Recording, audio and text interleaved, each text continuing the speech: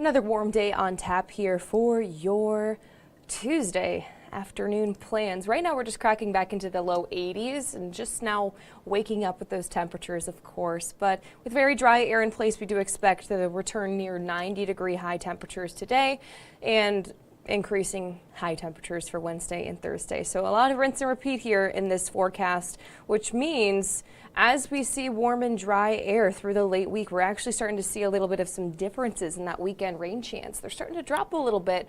I'll have that update for you guys in just a second here on your 7-day forecast. Right now, our hot spot's 83. We got one at 83. That's Vivi down in Indiana.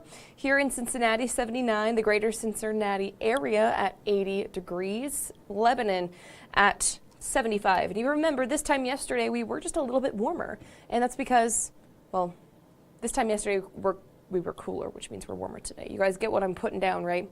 More clouds today means less heat today, but it's still going to be quite warm, enough to prompt some air quality alerts out in parts of southeastern Indiana because of elevated ozone out that direction. So that's Ohio, Ripley, and Switzerland counties. Wouldn't be surprised if we saw a lot of the air quality alerts not extend in area, but extend in time. So we'll probably see more air quality alerts in place for these counties up until Wednesday, Thursday, Friday, just with a lot of rinse and repeat heading out the door today and throughout the rest of your week. Your high today, 87 degrees here in Cincinnati, just with a little bit more clouds out there. Yesterday, we were able to tap into 89 degrees, the warmest temperature of September so far, and we could very well break that. We could very well hit 90 degrees on Thursday. That's kind of looking like our next hottest day with mostly sunny skies.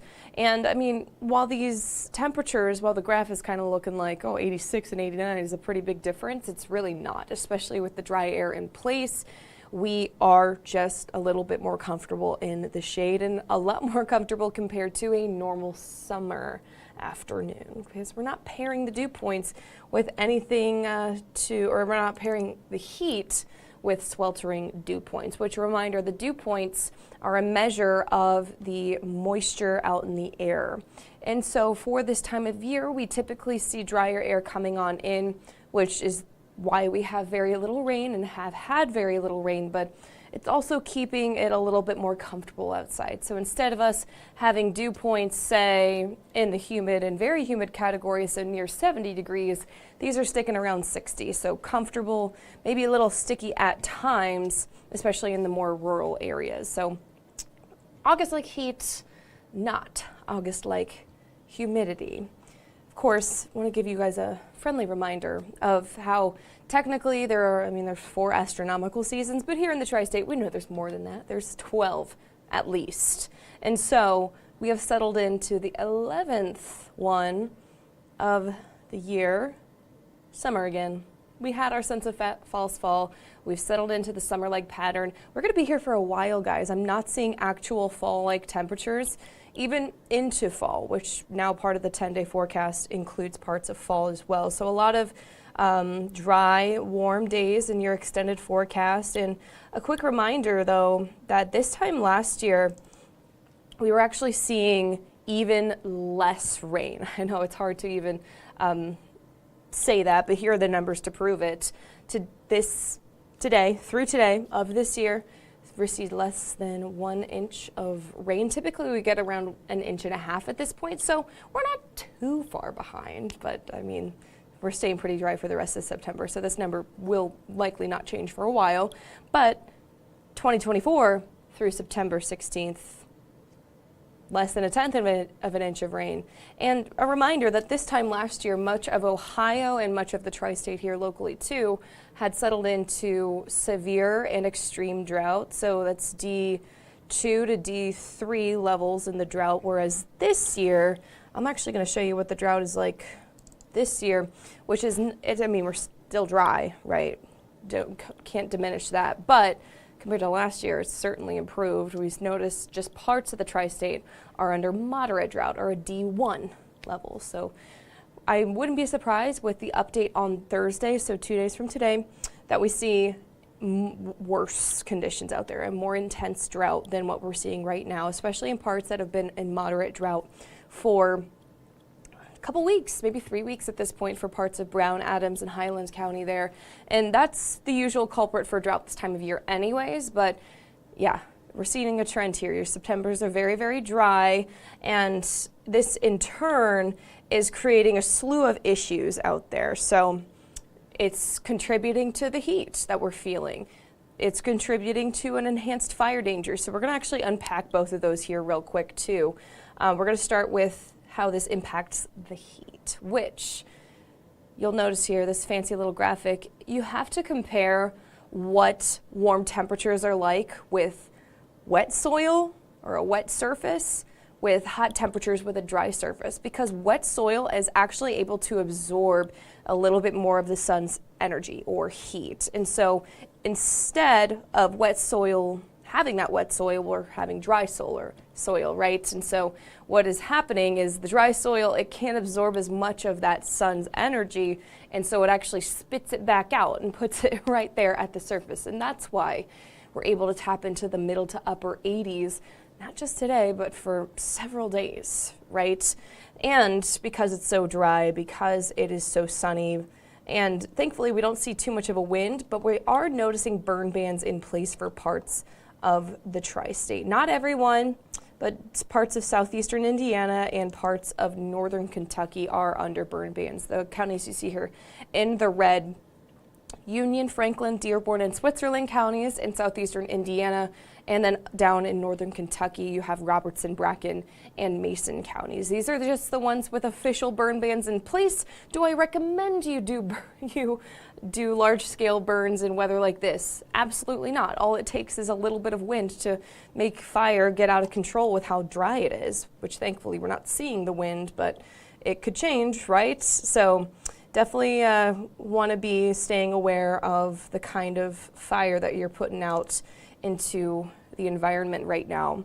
To kind of unpack a little bit more of what a burn ban means and why it's in place, it's to protect the environment, but it's also to protect you, because what happens with the lack of rainfall, the high temperatures, the dry conditions, this is the environment that fire thrives off of. And like I mentioned, any sort of fire, any source of fire could easily get out of control.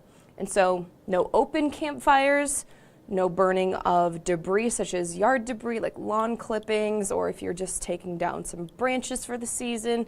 You can still grill, and perhaps the weather is perfect to do it, but once again, you'll want to be extremely cognizant of the kind of fire that could be you could be putting out around you. So that's the burn bans. We talk about the heat and how the soil affects it. Yeah, this is all leading into a very warm week ahead with very little in the way of rain, which, while we talk about the bad, there is the good. The good is the plans, and your plans are looking nice and dry for Oktoberfest Cincinnati, perhaps. And the good news about Oktoberfest Cincinnati this year, while it is hot, it's not going to be humid. So 89 on Thursday, 88 on Friday, 87 on Saturday, 86 on Sunday. It will feel like that. It's not going to feel like the middle to upper 90s like most summer days typically do. Plus, Sawyer Point has a lot of shade. It's certainly a much better location compared to, say, some downtown streets that get a lot of heat because, you know, the urban heat island effect that goes on. But unpacking the storm chances a little bit more, I mean, while there's very little in the way of rain, there are chances here for Saturday and for Sunday. But the trend that I'm noticing is that those days are drying up too. Only a very slim chance on Saturday afternoon, and that's west of Cincinnati. Sunday, a spotty afternoon chance, again, west of Cincinnati. I think the best chance out of these 4 days that you see right here will be Sunday, but there's greater chances in the 10-day forecast. We just keep seeing this delay a little bit. And now it's a 40% chance for Monday and for Tuesday. Now, on Football Friday, there is just a slim chance for those west of Cincinnati. We're holding that, but again, the trend is that we are remaining dry. You'll see it here on your weather timeline. Filtered sunshine for today. Take you into tomorrow. Filtered sunshine. Thursday, mostly sunny skies. This afternoon, is going to be scorching, near 90-degree high temperatures. Thankfully, not humid. Still hot though. Friday afternoon, Clouds coming in from the west. Yes, a stray shower is possible here, but you're more than likely going to be dry there for Football Friday, because if we even see any rain, it'll be very low impact. Same with Saturday, just some increasing clouds there for any and all of the weekend plans. And if you were tuning in this time yesterday, we were monitoring for some heavier rain moving in on Sunday evening. This map this time yesterday was a lot greener. It had a lot more rain, it had a lot more coverage, whereas this is the same model, just 24 hours later. It's still picking up on some signals, but it has dried it up a lot. And so it's a trend that we're going to be watching here because, of course, it's good for the plants. It's not good for the plants, with a T, plants. Here's Monday. Heavier rain starts to come in, or at least west of Cincinnati, could clip the area, and then same thing with Tuesday. We'll at least have some rain in the general vicinity, which of course we're grasping at straws at this point in time because we've settled into such a dry pattern. We'll have the latest drought monitor information coming up on Thursday, which ironically is our hottest day of this 7-day forecast here. Up until then, pair of 87-degree highs for today and for tomorrow, and a morning low tomorrow in the 60s. No layers needed, of course, with these partly cloudy skies in the afternoons. Hot and dry for the first day of Oktoberfest Cincinnati, which is Thursday, 89 degrees, that forecast high.